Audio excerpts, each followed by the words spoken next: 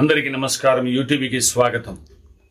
ఒక్కొక్క మతానికి ఒక గ్రంథం ఉంటుంది, ఒక్కొక్క కులానికి ఒక గ్రంథం ఉంటుంది. కానీ మానవులందరికీ కలిపి ఒక గ్రంథం ఉంటుంది. ఏందో తెలుసా మీకు? అదే రాజ్యాంగం, భారత రాజ్యాంగం. మహా వ్యక్తి అయినటువంటి అంబేద్కర్ గారు రచించినటువంటి రాజ్యాంగం. అదందరికీ గ్రంథం, అందరినీ సమానముగా చూసే గ్రంథం.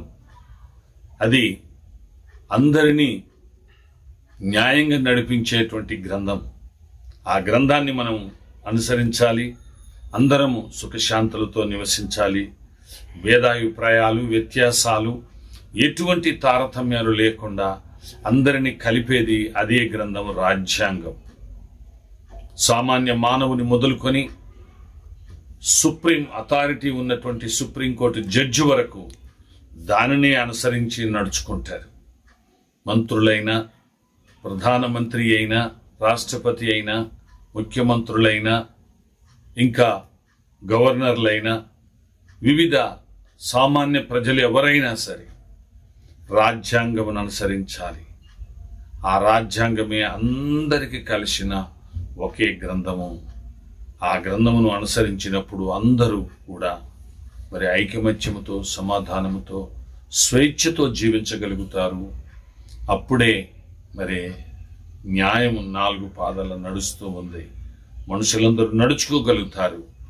కాబట్టి ఒక్కొక్క మతానికి ఒక గ్రంథం ఉన్నప్పటికీ, ఒక కులానికి ఒక ఇలవేల్పు ఉన్నప్పటికీ, మరి అందరి మానవులకు కలిపి మరి ఈ రాజ్యాంగం ఉంటుంది. అది మన అంబేద్కర్ గారు రచించినటువంటి గ్రంథము అదే అన్నమాట, రాజ్యాంగం.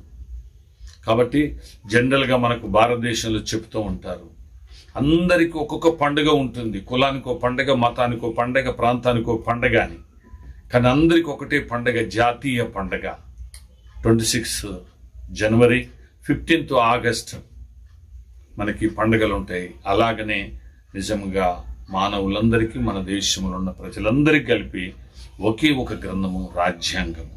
ఆ రాజ్యాంగాన్ని చదవాలి, అర్థం చేసుకోవాలి, దాన్ని అనుసరించాలి. అప్పుడే మనందరికీ మేలుకరంగా ఉంటుంది. మనమందరము అన్నదమ్ముల్లా, అక్కచెల్లెల్లా అందరము కలిసి జీవించగలుగుతాము. కాబట్టి మీకు అర్థమైంది అనుకుంటాను.